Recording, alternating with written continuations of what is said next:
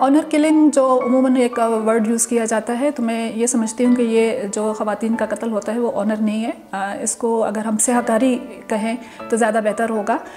तो स्याहकारी के जो कत्ल है, अगर थोड़ा सा हम पीछे की तरफ चले जाएं, माजी की तरफ, जब ज़रई इनकलाब आया था उसके बाद औरत जो है एक प्रॉपर्टी के तौर पर मानी जा रही थी और उस प्रॉपर्टी में मर्द हाकिम था और औरत महकूम थी। वो सिलसिला चलता आया। वो जो ज़री ज़मीन और वरासत वाला जब सिलसिला था तो वो चलते चलते अब सदियाँ गुजर गई हैं। अब हम जब देखते हैं तो सिंध, बलूचिस्तान, खैबर पख्तूनख्वा और पंजाब में स्याहकारी के जो कत्ल है वो बहुत ज़्यादा तादाद में बढ़ गए हैं। अगर हम नसीराबाद की बात करें, जो बलूचिस्तान का एक डिवीज़न है, वहाँ पे इस तरह के जो वाक़यात हैं बहुत बड़ी तादाद में होते हैं। अगर इसको देख लें 1990 से आगे की तरफ, तो जब ये पट फीडर वगैरह कैनाल निकली थी तो ज़मीनों की मिल्कियत जो है वो बढ़ती चली गई।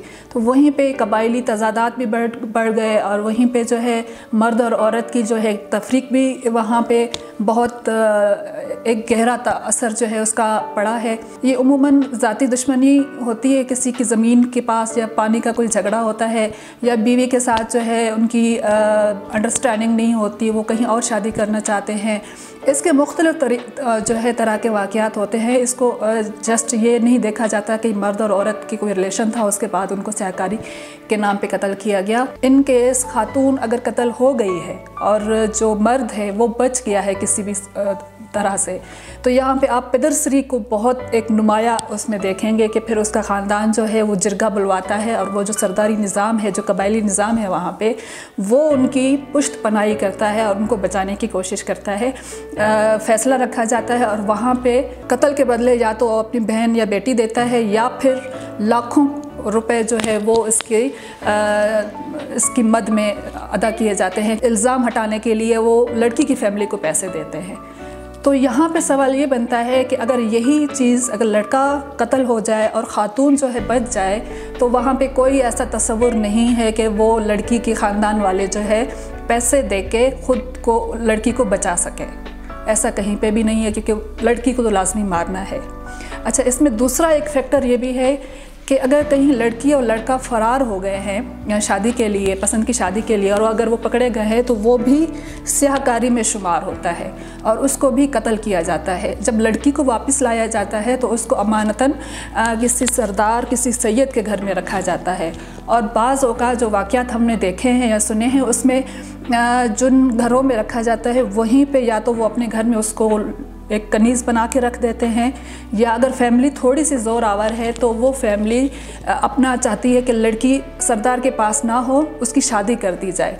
फिर उसकी शादी के लिए जो है एक अलग से कोई अगर अप्रोच कर रहा है, उसका प्रपोज़ल आ रहा है, वहाँ पे भी पैसे लिए जाते हैं और रिश्ता दिया जाता है और उसको जो है सारी ज़िंदगी के लिए ख़वातीन को भूल दिया जाता है, उसका सोशल स्टेटस ख़त्म हो जाता है। वो पूरी ज़िंदगी ससुराल में कारी के नाम से जानी जाती है, उसकी कोई सेल्फ़ रिस्पेक्ट कुछ भी नहीं होता और ना ही फैमिली जो है इसके साथ दोबारा मिलती है। और जो ये लड़का है और जो वो सरदारों और जो जागीरदारों के पास होते हैं, वो अगर फैमिली गरीब है तो वो सरदार, वो नवाब, वो सैयद उनको अपनी रखेल बना लेते हैं। वो उनके पास ज़िंदगी भर जो है वो वहीं पे रहती है। अगर वो नहीं भी रहती, वैसे भी उनके साथ सेक्सुअली अब्यूज़ जो है वो लाजमी किया जाता है। क्यों? क्योंकि यही आम तासुर है कि ये तो कारी है, ये अब मतलब ख़राब चीज़ हो चुकी है, गंदी चीज़ हो चुकी है, इसके साथ चाहे जो भी सलूक किया जाए। फिर जब हम आते हैं उस लड़की के जो बाजियाब होती है उसकी तरफ, तो लड़के वालों पे जब जिरगे का फ़ैसला वग़ैरह होता है तो लड़के पे मुख्तलिफ़ तरह के जो है फ़ैसले में पैसे रखे जाते हैं। एक लड़की भगाने वाले के ख़ानदान की इज़्ज़त ख़राब की, तो ये मिला के कोई 5-6 इस तरह की चीज़ें करके 7-8 लाख तक जो है वो लड़के से वसूल किए जाते हैं, जो फ़रार वाला किस्सा होता है। अच्छा, यहाँ पे ट्विस्ट जो आता है वो ये आता है, लड़का फिर ये कहता है लड़के की फैमिली कि आप लड़की की फिर शादी अपने ख़ानदान में नहीं करेंगे, आप ख़ानदान से बाहर करेंगे। अगर आप ख़ानदान में शादी कर रहे हैं और अपनी लड़की को एक्सेप्ट कर रहे हैं تو وہ 2 لاکھ والا جو ایک ہوتا ہے وہ پھر لڑکے والے کہتے ہیں ہم نہیں دیں گے. جو ہماری جوڈیشری ہے سسٹم ہے وہاں پہ بھی عام معافی جو ہے وہ رکھی جاتی ہے کہ معاف کر دیا, اور جرگے کے جو فیصلے ہوتے ہیں وہ ختم ہو جانے چاہیے. وہ حکومت جو ہے اس کو کسی بھی طرح سے ایکسیپٹ نہ کرے, خود مدعی بن کے ان واقعات کی روک تھام کرے. ہم اپنا انا کا اس کو بنا دیتے ہیں کہ بھئی یہ ہمارے عزت کا وجہ ہے اور یہ ہمارے عزت اس میں تار تار ہوا ہے, اور اس کے بعد اس کو اس سے جان چھڑانے کے لیے اس کو قتل کر دیا جاتا ہے. نصیر آباد کی ہم خود بات کر لیں, ایک خاتون کا قتل ہوا تھا, اس کا بالکل سر دھڑ سے الگ کر دیا گیا تھا. اس کی فیملی نے کافی کیا کیونکہ اس کی شوہر نے مارا تھا اور اس کی پیرنٹس نے جو ہے اس پہ کیس کیا تھا کہ جی یہ بے گناہ قتل کیا ہے. تو وہ اس کا بھی مطلب اتنا پریشر ڈال کے وہ کیس کورٹ سے نکال کے جرگے میں لے کے گئے. پولیس والوں سے جب بات ہوئی تو وہ بھی کہتے ہیں جی ان کا فیصلہ تو یہی جرگوں میں ہی ہوتا ہے, ان کا عدالتوں میں تو نہیں ہوتا, یہ تو غیرت کا مسئلہ ہے. تو پورے پاکستان میں 470 کے قریب کیسز ہمارے پاس سامنے آئے ہیں جس میں خواتین اور مردوں دونوں کو قتل کیا گیا, اور زیادہ تر خواتین ہی اس رسم کی بینٹ چڑھی. پہلے سال 2008 میں 123 ایسے واقعات ہمارے سامنے آئے ہمارے پاس جس میں خواتین قتل ہوئی اور اس میں مرد بھی ساتھ قتل ہوئے. تو 123 واقعات ایک بہت بڑا فگر تھا. 2008 میں ہمارے پاس فگر 470 کے قریب واقعات تھے, اور 2009 میں جو ہے وہ کوئی 604 واقعات پورے پاکستان میں غیرت کے نام پہ قتل کے سامنے آئے. واقعات کی نوعیت اور اگر ہم دیکھیں اوورآل پورے پاکستان کے فگر کو تو یہ تقریباً کوئی 13% انکریز ہوا. تو میرے خیال سے کوئی فرق نہیں پڑا. ہمارے ان واقعات میں دن بدن اضافہ ہوتا جا رہا ہے. 2020 میں 6 مہینوں میں جون تک کے ڈیٹا میں ہمارے پاس 24 کیسز سامنے آئے جس میں 9 کے قریب مرد قتل ہوئے اور بقایا جو ہمارے خواتین اس میں قتل ہوئی. جتنا زیادہ خواتین جو ہے اپنے حقوق کے لیے باہر نکل رہی ہیں اتنا زیادہ وائلنس بھی بڑھتا چلا جا رہا ہے. ہاں لیکن ایک اچھی چیز یہ ہوئی ہے کہ وہ اب رپورٹ ہونا شروع ہوئے ہیں.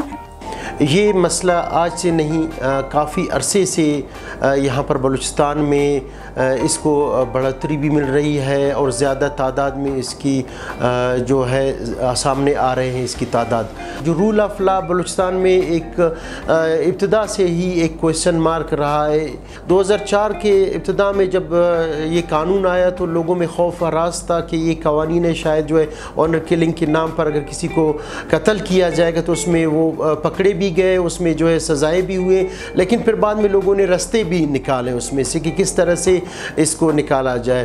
تو اگر ہم قوانین اپنے ملکی قوانین دیکھیں اور اسلامک قوانین بھی دیکھیں تو اس میں بھی کسی کو کوئی حق نہیں ہے کہ کسی کو قتل کریں. آپ کے کسی قانون میں حق نہیں ہے کہ کسی کو قتل کیا جائے. کسی کو قتل کی اجازت اسلام نہ کہ مذہب میں نہ کہ آپ کے قوانین میں موجود نہیں ہے. خواتین کو جو بچپن میں جو ہے ان کو کسی کے نام پر کر دیا جاتا ہے.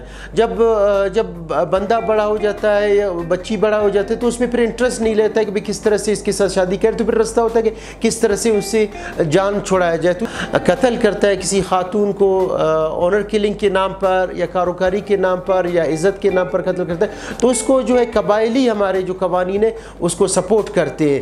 آج بھی ہمارا جو قبائلی معاشرہ ہے وہ ہم بہت زیادہ سٹرونگ ہے. جو ہمارے رسم و رواج ہے وہ آج بھی سٹرونگ ہے. اس میں آج بھی اس کو غیرت کے نام پہ قتل کہا جاتا ہے. آپ کو ایک بندی خاتون نہیں پسند ہے تو آپ علیحدہ ہو جائیں. یہ آپ کے اسلام میں بھی ہے کہ آپ علیحدہ ہو جائیں, لیکن کسی کی جان لینے کا حق کسی کو نہیں ہے. نصیر آباد کی ڈویژن کی میں بات کروں, ہفتے میں 2-3 کیسز تو ہمیں سننے میں آتے ہیں. ٹھیک ہے, وہ رپورٹڈ ان رپورٹڈ ہر طرح کے کیسز ہیں. جو مکران ڈویژن ہے وہاں پہ کبھی تصور ہی نہیں تھا اس طرح سے سیاہکاری کے قتل کا. اور وہاں پہ ہم دیکھتے ہیں شاہینہ شاہین جو ہماری صحافی تھی, آرٹسٹ تھی اور وہ پینٹر تھی, اس کا قتل کر دیا گیا اسی سو کالڈ سیاہکاری پہ. دیکھیں جی, اس کے پیچھے حقیقت اگر ہم اس کی بات کریں, ایک تو اویئرنیس کی کمی ہے. دوسری بات یہ ہے کہ پیسوں کے لیے جو جائیداد ہے وہ گھر میں ہی رہے, اس وجہ سے بھی یہ خواتین کو مار دیتے ہیں. دوسری بات قرآن کے ساتھ شادی کر دیتے ہیں. اچھا، تیسری چیز اس میں یہ ہے کہ اگر کوئی بندہ قرض دار ہے کسی کا اور وہ بار بار قرض مانگ رہا ہے تو وہ اتنا بحث لوگ ہیں ہمارے یہاں معاشرے کے کہ وہ اپنے گھر کی خاتون کو مار دیتے ہیں اور جس کا وہ قرض دار ہے اس کے نام کے ساتھ اس کو لگا دیتے ہیں کہ جی یہ انوالو تھا اس کے ساتھ، جس میں نے اپنی ہی گھر میں جو بہن ہے یا بیوی ہے یا بیٹی ہے اس کو قتل کر دیا، اور وہ اس میں جو اگلا بندہ ہے وہ اس کے پیچھے اس کے الزام لگا دیتے ہیں. ایک طرح سے اس کا قرض بھی معاف ہو جاتا ہے اور ساتھ ہی ساتھ اس کو مزید پیسے بھی مل جاتے ہیں. دیکھیں یہاں پہ بھی ڈسکریمنیشن ہم بات کرتے ہیں کہ جی خواتین کے ساتھ یہاں پہ بھی ظلم بہت زیادہ ہو رہا ہے. ایک تو یہ رسم ہی غلط ہے.